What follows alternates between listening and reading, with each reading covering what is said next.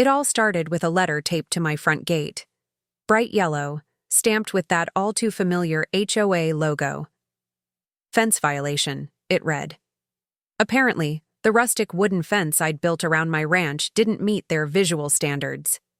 Never mind that I've had livestock here for years, or that the fence kept everything safe and secure. Nope, the HOA decided it was an eyesore, and hit me with a hefty fine to prove their point.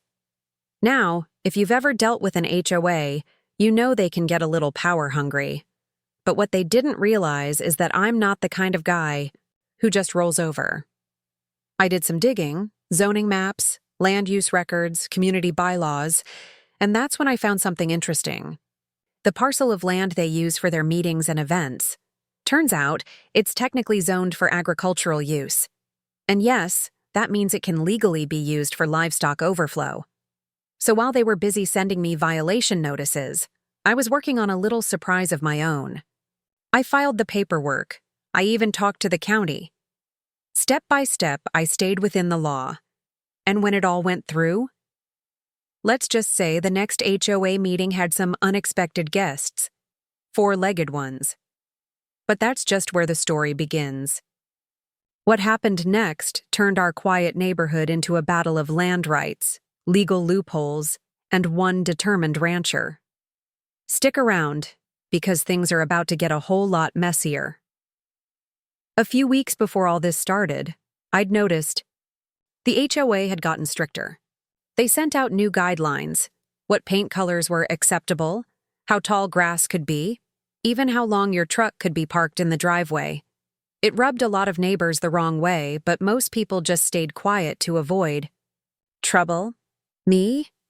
I don't mind playing by the rules when the rules make sense.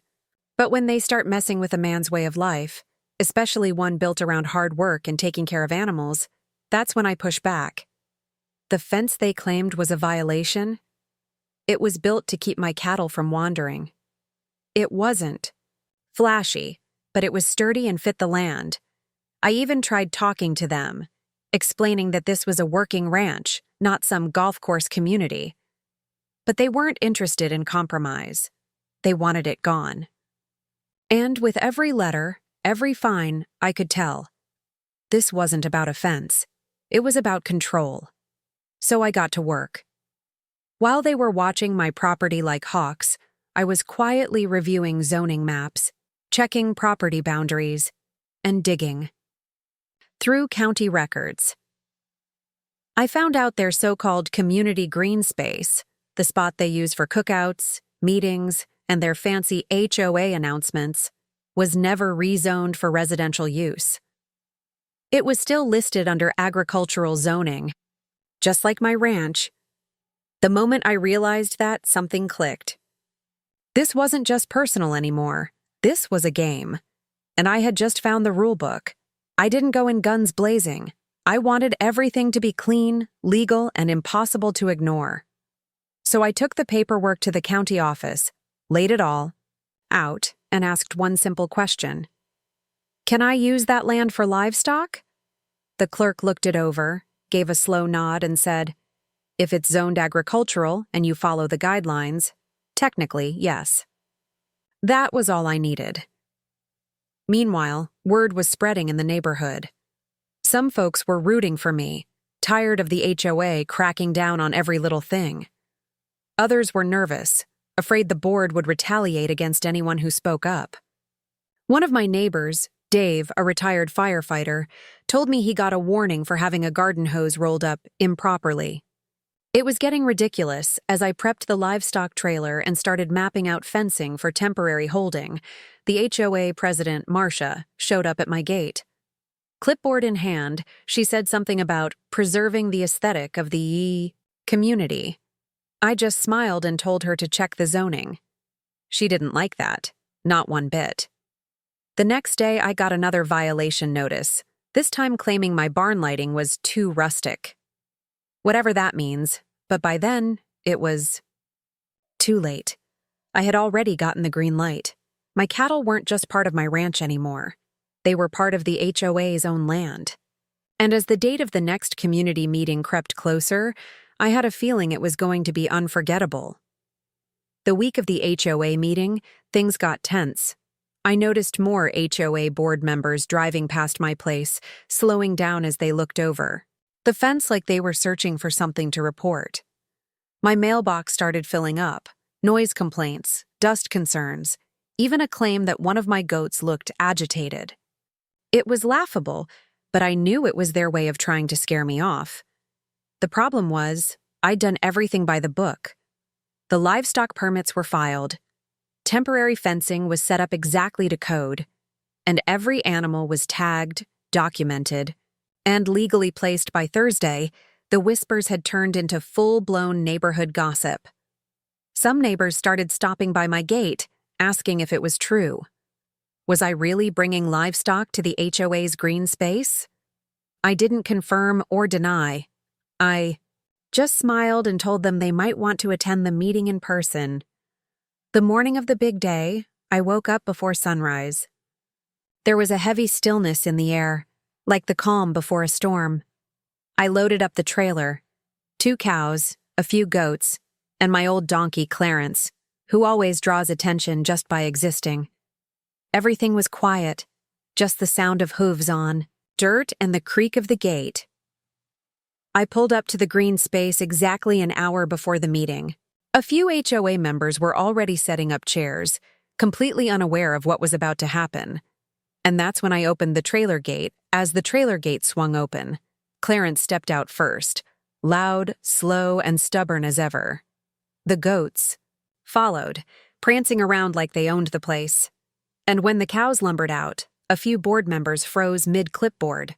One woman dropped a stack of flyers that read, "Preserve our community's charm." No one said a word at first. Then Marcia stormed over, heels sinking into the grass, face already turning red. "You can't do this," she hissed. "This is private HOA property." I calmly pointed to the county paperwork sticking out of my folder. "Zoned agricultural, just using it for livestock overflow.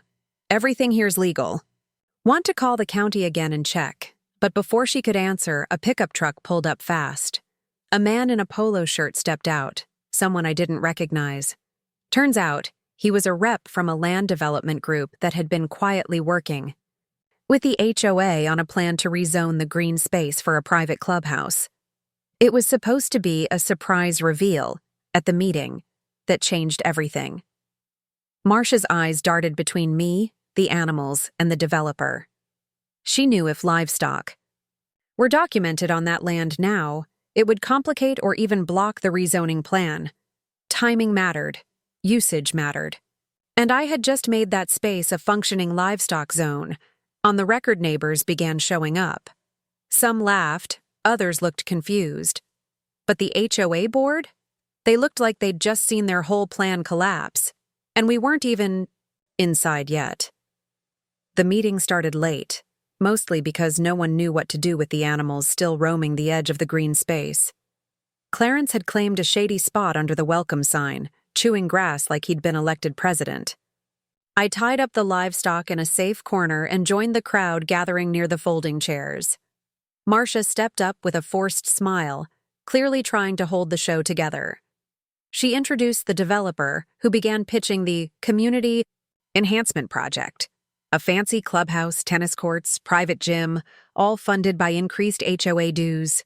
That's when I raised my hand. "Before we talk about new buildings," I said, "maybe we should talk about how this land's currently in use." I held up the stamped paperwork and passed around copies. You could feel the mood shift. Neighbors leaned in. A few even clapped. The developer tried to push through it, but the questions came fast. Is this even legal? Why weren't we told? How much are dues going up? Then one of the newer board members stood up and admitted he hadn't known about the rezoning plan either. The crowd grew louder. The tension snapped. By the end of the night, the vote to approve the clubhouse was delayed indefinitely. The HOA president quietly stepped down. But the twist? A week later, I got a visit from the county. Turns out, thanks to my livestock placement, the green space now qualifies for a reduced property tax rate as farmland. And guess who still has to pay the HOA's share? After the dust settled, things around the neighborhood got a little quieter and a lot friendlier. A few folks I'd never spoken to before stopped by the ranch just to shake my hand. Some brought fresh-baked bread. Others just came to say they were glad someone finally stood up to the HOA. Even Dave, the guy with the improper hose, got a formal apology in the mail. The livestock didn't stay on the green space forever, of course. Once the message was clear, I moved them back to the ranch. But not before Clarence left his mark, literally on their fancy event banner. I kept it. Might frame it, the developer backed off and the clubhouse project was shelved. Without the zoning change and the community support, they didn't have much to stand on. And thanks to that farmland tax reclassification, the HOA's annual dues took a hit they hadn't planned for. Ironically, that same fence they tried to fine me for, they ended up asking about the design to use for community garden enclosures. I almost said no out of spite. But hey, people change. Looking back, the whole thing wasn't just about fences or livestock. It was about standing your ground when something's worth protecting. I didn't break the rules. I just knew how to read them better than they did. And if there's one